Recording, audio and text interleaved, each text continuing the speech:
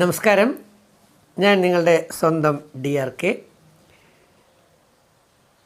ഞാനിപ്പോൾ വന്നത് ഒരു കൊച്ചുകുട്ടിയെ പരിചയപ്പെടുത്താൻ വേണ്ടിയാണ്. ഞാൻ നല്ലൊരു കുക്കാണ് എന്ന് അവകാശപ്പെടുന്നില്ല, പക്ഷേ തരക്കേടില്ലാതെ ഞാൻ കുക്ക് ചെയ്യും. കാരണം എൻ്റെ അമ്മയ്ക്ക് അസൗകര്യമായ സമയങ്ങളിലും പിന്നെ ഞാൻ പലപ്പോഴും ഒറ്റയ്ക്കാണ് എൻ്റെ ജീവിതം. ഞാൻ ഹോസ്റ്റലിൽ ആവുമ്പോഴും സ്വയം പാചകം ചെയ്യാറുണ്ട്, വീട്ടിലും ഞാൻ കുറേയേറെ ചെയ്യാറുണ്ട്. അത് തന്നെയാണ് എനിക്ക് ബിഗ് ബോസിലും ആദ്യം മുമ്പോട്ടൊന്നും ഞാൻ പാചകത്തിനോ അല്ലെങ്കിൽ കിച്ചൺ ചാർജിന് മുമ്പോട്ടൊന്നും നിന്നില്ലെങ്കിൽ പോലും പിന്നെ കിച്ചൺ ചാർജ് കറങ്ങിത്തിരിഞ്ഞ് എൻ്റെ തലയിൽ വരുമെന്ന് എനിക്ക് ഉറപ്പായിരുന്നു. അത് വന്നപ്പോഴും ഏറ്റെടുത്ത് ഗംഭീരമായി ചെയ്യാനുള്ളൊരു കോൺഫിഡൻസ് എനിക്ക് തന്നത് ഈ യൂട്യൂബ് വീഡിയോസിലൂടെ ഞാൻ പാചക കലകൾ കുറേ പഠിച്ചിട്ടുണ്ടായിരുന്നു. അല്ലാതെ എനിക്കാരും പറഞ്ഞു തരാനൊന്നും ഉണ്ടായിരുന്നില്ല. പക്ഷെ നിരന്തരം പല പല ചാനലുകളിൽ യൂട്യൂബുകളിൽ ഞാനിങ്ങനെ പാചകം അതെനിക്ക് വളരെ ഇഷ്ടപ്പെട്ടതാണ്. പല തരത്തിലുള്ള പാചകങ്ങൾ അത് കുറേയേറെയൊക്കെ ഞാൻ പഠിച്ചിരുന്നു. പക്ഷെ കുറേയൊക്കെ ചിലരെയൊക്കെ എനിക്ക് കോംപ്ലിക്കേറ്റഡ് ആയി തോന്നി, ഒരുപാട് വർക്കുണ്ട്. പക്ഷേ അടുത്തിടയ്ക്ക് ഞാനൊരു കുട്ടിയുടെ പാചകം കണ്ട് മനസ്സിലാക്കി. മഞ്ചരി എന്നാണ് ആ കുട്ടിയുടെ പേര്. ആ കുട്ടിയെക്കുറിച്ച് അന്വേഷിച്ച് അപ്പോഴാണ് എനിക്ക് മനസ്സിലായത് നമ്മുടെ സിനിമ സീരിയൽ രംഗത്തെ കാലടി ഓമന ചേച്ചി, അമ്മ വേഷമൊക്കെ ഒത്തിരി ചെയ്തിട്ടുള്ള ആ ചേച്ചിയുടെ ചെറുമകളാണ്, മകളുടെ മകളായ മഞ്ചരി. ഒരു കൊച്ചു കുട്ടിയാണ്, സ്കൂൾ കുട്ടിയാണ്, സ്കൂളിൽ പഠിക്കുന്ന കുട്ടി. എനിക്ക് കൗതുകത്തോടെ ഞാൻ നോക്കി ഇത്രയാണ് ഈ കുട്ടി എങ്ങനെ ഈ ചെറിയ പ്രായത്തിൽ ഇത്രത്തോളം ടേസ്റ്റി വിഭവങ്ങൾ ഉണ്ടാക്കാൻ പരിശ്രമിക്കുന്നു. അപ്പോൾ ഞാൻ ആലോചിച്ചതാണ്, ഈ കുട്ടിക്ക് ഭാവിയിൽ ഇയാളൊക്കെ കല്യാണം കഴിക്കുന്ന പയ്യൻ അവരുടെ ഭാഗ്യവാനാവും, അല്ലെങ്കിൽ അവരുടെ മക്കൾ, കുടുംബം എല്ലാം. കാരണം വിവിധ വെറൈറ്റി എന്നാൽ ചിക്കൻ, അതുപോലെ മട്ടൺ, പിന്നെ ഇപ്പം കഴിഞ്ഞ ദിവസങ്ങളിൽ എന്തോ പക്കോട, സോയ പക്കോട, പിന്നെ സ്പ്രിങ് റോളുകൾ, ഇങ്ങനെ പുതിയ ഏറ്റവും മോഡേൺ ആയിട്ടുള്ള ഫുഡ് ഐറ്റംസും എല്ലാം വളരെ സിമ്പിളായിട്ട്. ആദ്യമൊക്കെ ആ കുട്ടി ഹിന്ദിയിലാണ് ചെയ്തിരുന്നത്. ഞാനിത് കണ്ട് എനിക്ക് ഇഷ്ടപ്പെട്ടപ്പം ഞാൻ തന്നെ കാലടി ഓമന ചേച്ചിയെടുത്ത് വിളിച്ചു പറഞ്ഞു. അവർ ബോംബെയിലാണ് സെറ്റിൽഡ്. അവർ ഹിന്ദി ബോംബെയിലായതുകൊണ്ട് അങ്ങനെ ചെയ്ത്. ചേച്ചിയെടുത്ത് ഞാൻ പറഞ്ഞു, ചേച്ചി ഇതൊന്ന് മലയാളത്തിലാക്കി കിട്ടിയിരുന്നെങ്കിൽ നമ്മൾ മലയാളികൾക്ക് വളരെ ഗുണം ചെയ്യുമായിരുന്നു. നമ്മുടെ മലയാളി കുട്ടികൾക്ക് സൈഡായിട്ടൊന്ന് പഠിക്കാനും ഈ കൊച്ചു കുട്ടിയിൽ നിന്നൊരു ഇൻസ്പിറേഷൻ കിട്ടുമല്ലോ എന്ന്. അങ്ങനെ ഞാൻ പറഞ്ഞതിൻ്റെ അടിസ്ഥാനത്തിൽ ആ പാവം കുട്ടി ഈ ഹിന്ദിയിലാണെങ്കിൽ അതിന് ഒരുപാട് വ്യൂവേഴ്സ് കിട്ടിയേനെ, ഒരുപാട് സബ്സ്ക്രൈബേഴ്സ് കിട്ടിയേനെ. പക്ഷേ ഞാനത് മലയാളത്തിലോട്ടൊന്ന് ആക്കി നമുക്കിടാനായിട്ട് എൻ്റെ റിക്വസ്റ്റായിരുന്നു സത്യത്തിൽ. അങ്ങനെ ആ കുട്ടി അതിപ്പോൾ മലയാളത്തിലേക്ക് ട്രാൻസ്ഫർ ചെയ്തിട്ട് ആ ഷോ മലയാളത്തിലാക്കി നമുക്ക് എത്തിച്ചിട്ടുണ്ട്. അപ്പോൾ ആ കുട്ടിയെ പ്രോത്സാഹിപ്പിക്കണം എന്നുള്ളത് എൻ്റെ ഒരു ആഗ്രഹം തന്നെയാണ്. അപ്പോൾ നമുക്ക് കഴിയുന്നവർക്കല്ല ആ കുട്ടിയുടെ ഈ കുക്കറി ഷോയെ അതൊന്ന് സബ്സ്ക്രൈബ് ചെയ്യുകയും അതൊന്ന് ഷെയർ ചെയ്യുകയും അതിനെ ഒന്ന് പ്രോത്സാഹിപ്പിച്ച് കൊടുക്കുകയും ചെയ്യുകയാണെങ്കിൽ അത് വളരുന്ന പുതിയ തലമുറയിലെ കുട്ടികൾക്കും ഒരു ഇൻസ്പിറേഷനായിരിക്കും. എന്തായാലും Manjari, I love you. Great effort.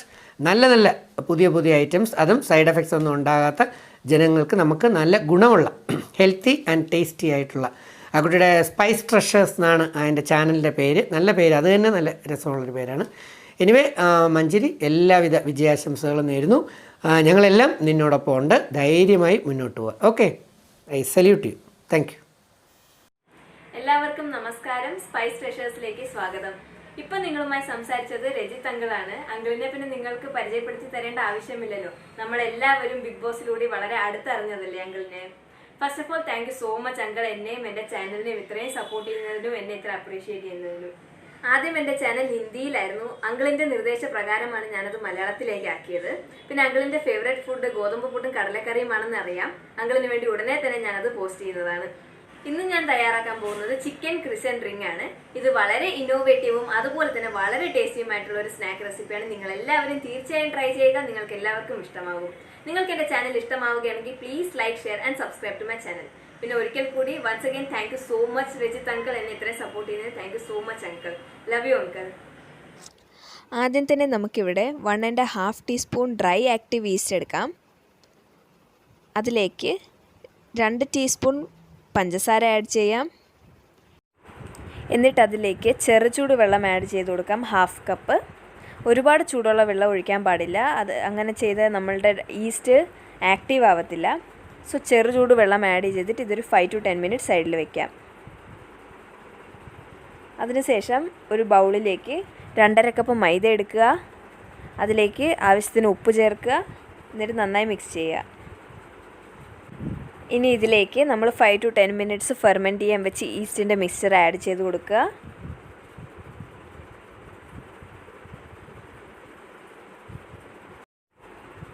ഞാൻ ഈ ഡോ പാല് ചേർത്താണ് കുഴച്ചെടുത്തിരിക്കുന്നത്. നിങ്ങൾക്ക് വേണമെങ്കിൽ വെള്ളമൊഴിച്ച് വേണമെങ്കിലും കുഴച്ചെടുക്കാം. പക്ഷേ പാൽ ആഡ് ചെയ്യുമ്പോൾ നല്ലൊരു ഫ്ലേവർ കിട്ടും ഈ ഡിഷിന്. അതാണ് ഞാൻ പാൽ ഉപയോഗിച്ചിരിക്കുന്നത്. നിങ്ങളുടെ കയ്യിൽ 2 ടേബിൾ സ്പൂൺ മിൽക്ക് പൗഡർ ഉണ്ടെങ്കിൽ അതും കൂടി ആഡ് ചെയ്ത് കൊടുക്കുക. ഇനി നമുക്ക് ഈ ഡോ നന്നായിട്ട് കുഴച്ചെടുക്കാം. ഈ ഡോ നമ്മൾ കുഴച്ചെടുക്കുമ്പോൾ സ്റ്റാർട്ടിങ്ങിൽ കുറച്ച് സ്റ്റിക്കി ആയിരിക്കും. പക്ഷെ അത് കുറച്ച് നന്നായിട്ട് കുഴച്ചെടുക്കുമ്പോൾ ശരിയായിക്കോളും.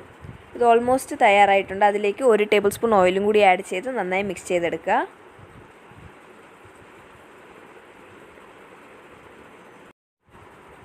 ഡോ ഞാൻ നന്നായി കുഴച്ചെടുത്തിട്ടുണ്ട്. ഇനി ഞാനിത് 1 അവർ ഫെർമെൻറ്റ് ചെയ്യാൻ വെക്കുകയാണ്. തണുപ്പുള്ള കാലാവസ്ഥയാണെങ്കിൽ 1 to 2 hours എടുക്കും ഇത് ഫെർമെൻ്റായി കിട്ടാൻ. ഇനി നമുക്ക് സ്റ്റഫിംഗ് തയ്യാറാക്കാം. അതിനായി ഞാനിവിടെ ഒരു കടായിൽ 2 ടേബിൾ സ്പൂൺ ഓയിൽ ആഡ് ചെയ്തിട്ടുണ്ട്. അതിലേക്ക് 1 table spoon ginger garlic paste add ചെയ്തിട്ട് നന്നായി മിക്സ് ചെയ്യുക. ഇനി നമുക്കിതിലേക്ക് 2 മീഡിയം സൈസ് സവാള ചെറുതായി അരിഞ്ഞത് ആഡ് ചെയ്യാം. എന്നിട്ട് നന്നായി വഴറ്റിയെടുക്കാം.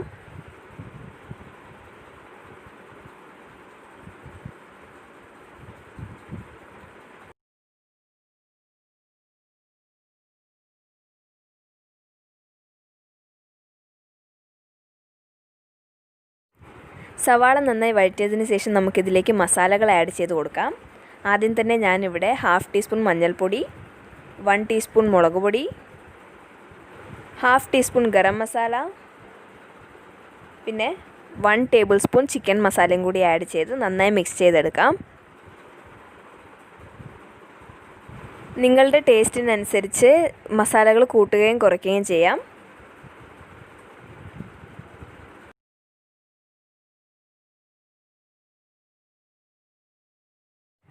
സവാളയും മസാലകളും എല്ലാം നന്നായി വഴറ്റിയതിന് ശേഷം അതിലേക്ക് 1 കപ്പ് മിൻസ്ഡ് ചിക്കൻ ആഡ് ചെയ്ത് കൊടുക്കാം. എന്നിട്ട് എല്ലാം കൂടി നന്നായി മിക്സ് ചെയ്തെടുക്കാം.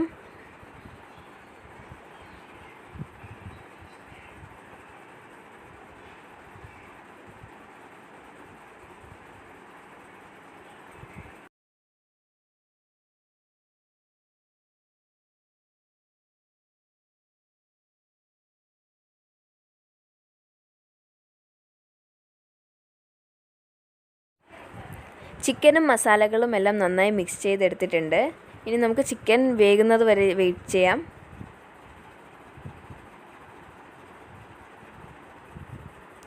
ഇപ്പോൾ നമ്മുടെ ചിക്കൻ എല്ലാം നന്നായി വെന്ത് വന്നിട്ടുണ്ട്. നമ്മുടെ മസാല ഇപ്പോൾ ഓൾമോസ്റ്റ് റെഡി ആയിട്ടുണ്ട്. ഇനി ഒരു ഇൻഗ്രീഡിയൻറ്റും കൂടി ഇത് ചേർത്താൽ മതി. അതാണ് നമ്മുടെ ടൊമാറ്റോ സോസ്. ഞാനിവിടെ ടൊമാറ്റോ സോസ് 2 ടേബിൾ സ്പൂണാണ് ചേർക്കുന്നത്. ടൊമാറ്റോ സോസ് ചേർക്കുമ്പോൾ നമുക്ക് നല്ലൊരു ടാങ്കി ആൻഡ് ജ്യൂസി ഫ്ലേവർ കിട്ടും ഈ ഫില്ലിങ്ങിന്. ടൊമാറ്റോ സോസ് ചേർത്തതിന് ശേഷം നമുക്ക് നന്നായി മിക്സ് ചെയ്തെടുക്കാം. നോക്കൂ ഗൈസ്, നമ്മുടെ ചിക്കനും ടൊമാറ്റോ സോസും എല്ലാം നന്നായി മിക്സ് ചെയ്തെടുത്തിട്ടുണ്ട്. നമ്മുടെ ഫില്ലിംഗ് ഇപ്പോൾ റെഡി ആയിട്ടുണ്ട്. നമുക്ക് ഗ്യാസ് ഓഫ് ചെയ്യാം.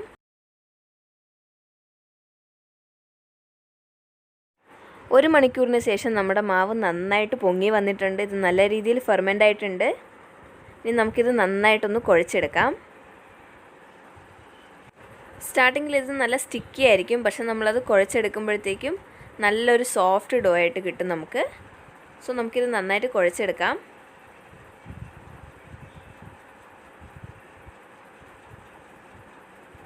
ഈ മാവ് നന്നായി കുഴച്ചതിന് ശേഷം അതിനെ 2 ഈക്വൽ പോർഷനായിട്ട് ഞാൻ ഡിവൈഡ് ചെയ്തിട്ടുണ്ട്. ഇനി നമുക്കിത് നന്നായി പരത്തിയെടുക്കാം.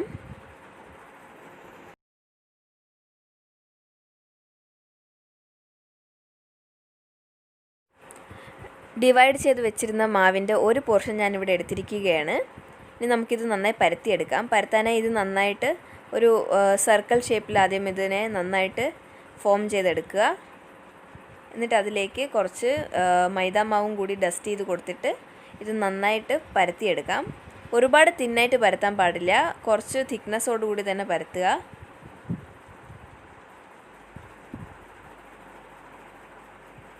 ഇത് പരത്തിയെടുക്കുമ്പോൾ ഒരു കാര്യം ശ്രദ്ധിക്കാനുള്ളത്, നല്ല സർക്കിൾ ഷേപ്പിലാണ് പരത്തിയെടുക്കേണ്ടത്. എന്നാൽ മാത്രമേ നമ്മളത് കട്ട് ചെയ്യുമ്പോൾ പെർഫെക്റ്റായിട്ട് നമുക്ക് കിട്ടത്തുള്ളൂ.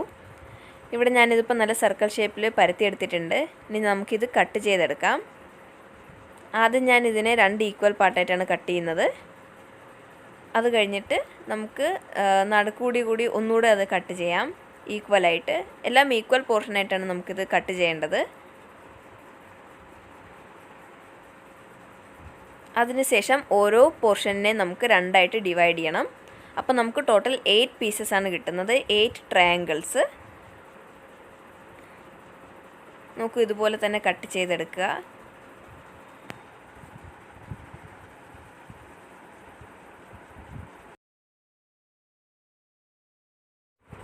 നമ്മൾ കട്ട് ചെയ്ത് വെച്ച ഡോവിൻ്റെ പീസസ് വെച്ച് ഇനി നമ്മൾ റിംഗ് ഫോം ചെയ്യാൻ പോവുകയാണ്. അതിനായിട്ട് ഞാനിവിടെ ഒരു ബേക്കിംഗ് ട്രേ എടുത്തിട്ടുണ്ട്. അതിലേക്ക് ആദ്യം ഓയിൽ ഗ്രീസ് ചെയ്തതിന് ശേഷം അതിലേക്ക് കുറച്ച് മൈദ ഡസ്റ്റ് ചെയ്ത് കൊടുക്കുകയാണ്. ഇങ്ങനെ ചെയ്യുമ്പോൾ നമ്മുടെ ആ റിംഗ് അതിലേക്ക് സ്റ്റിക്ക് ആവത്തില്ല, വേഗം തന്നെ നമുക്ക് അതിൽ നിന്ന് മുറിച്ചെടുക്കാൻ കഴിയും. ഇനി അതിലേക്ക് ഓരോ ട്രയാങ്കിൾ പീസസ് എടുത്തിട്ട് വലിയ വീതിയുള്ള ഭാഗം താഴോട്ട് വെച്ചിട്ട് നമുക്കിങ്ങനെ അറേഞ്ച് ചെയ്ത് കൊടുക്കുക.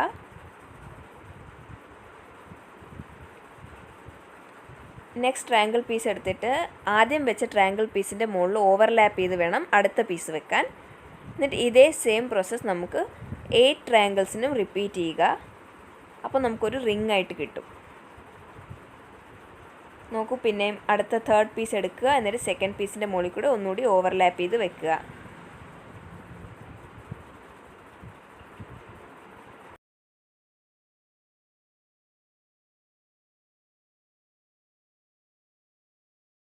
നോക്കൂ, ഞാൻ 8 പീസും ഒരുപോലെ അറേഞ്ച് ചെയ്തിട്ടുണ്ട്. ഒന്നിനു മുകളിൽ ഒന്നായിട്ട് ഓവർലാപ്പ് ചെയ്തിട്ട് അറേഞ്ച് ചെയ്തിട്ടുണ്ട്. ഇനി നമുക്കിതിലേക്ക് നമ്മുടെ ചിക്കൻ്റെ സ്റ്റഫിങ് വെച്ച് കൊടുക്കാം. നോക്കൂ, ഓരോ പീസിൻ്റെ മുകളിലായിട്ട് നമുക്ക് ഈ സ്റ്റഫിങ് നന്നായിട്ട് വെച്ച് കൊടുക്കാം.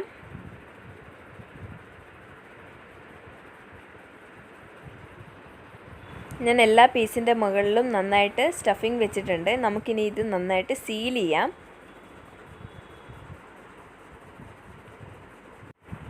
സീൽ ചെയ്യാനായി ആദ്യം തന്നെ ഒരു ട്രയാങ്കിൾ പീസിൻ്റെ എൻഡ് എടുത്തിട്ട് അതിൻ്റെ അടിയിലേക്ക് നമുക്ക് നന്നായിട്ട് പ്രസ് ചെയ്ത് കൊടുക്കാം ഇതുപോലെ. എന്നിട്ട് ഇത് നന്നായിട്ട് ഒരു റിംഗ് ആക്കി എടുക്കാം.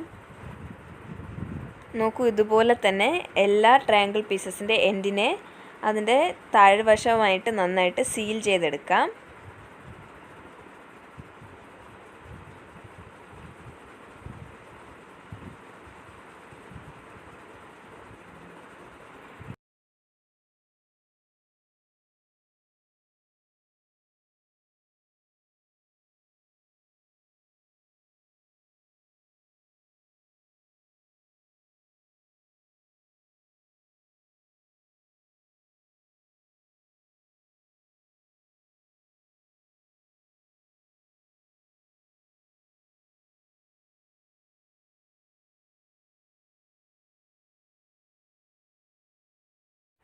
എല്ലാ പീസും നന്നായി സീൽ ചെയ്തതിന് ശേഷം നമുക്കൊരു റിംഗ് ഇതുപോലെ കിട്ടും. നമുക്കിനി ഇത് ബേക്ക് ചെയ്തെടുക്കാം. ബേക്ക് ചെയ്യുന്നതിന് മുൻപായിട്ട് ഈ ഓരോ പീസിൻ്റെ മുകളിലും ഒന്നുകിൽ പാല് അല്ലെങ്കിൽ നന്നായി ബീറ്റ് ചെയ്ത മുട്ട അപ്ലൈ ചെയ്ത് കൊടുക്കുക. ഞാൻ പാലാണ് യൂസ് ചെയ്തിരിക്കുന്നത്. നമുക്ക് ഓരോ പീസിൻ്റെ മുകളിലായിട്ട് കുറച്ച് പാലിങ്ങനെ അപ്ലൈ ചെയ്ത് കൊടുക്കാം. ഇങ്ങനെ ചെയ്യുമ്പോൾ നമുക്ക് ബേക്ക് ചെയ്തതിന് ശേഷം നല്ല ഗ്ലേസിങ് കിട്ടും നമ്മുടെ ഈ റിങ്ങിന്. ഇതുപോലെ തന്നെ എല്ലാ പീസിൻ്റെ മുകളിലും കുറച്ചായിട്ട് പാല് അപ്ലൈ ചെയ്ത് കൊടുക്കുക.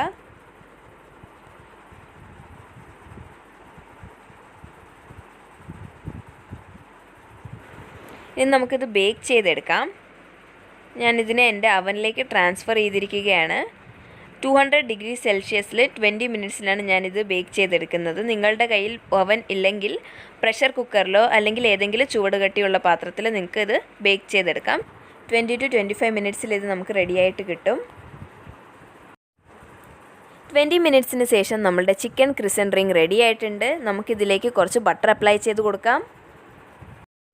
ബട്ടർ അപ്ലൈ ചെയ്തതിന് ശേഷം ഞാൻ നിങ്ങൾക്കിത് കട്ട് ചെയ്ത് കാണിച്ചു തരാം.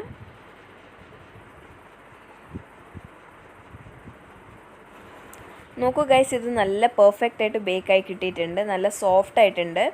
നിങ്ങളെല്ലാവരും ട്രൈ ചെയ്യുക. ഇത് വളരെ ഇന്നോവേറ്റീവും അതുപോലെ തന്നെ നല്ല ടേസ്റ്റിയുമായിട്ടുള്ളൊരു സ്നാക്ക് റെസിപ്പിയാണ്.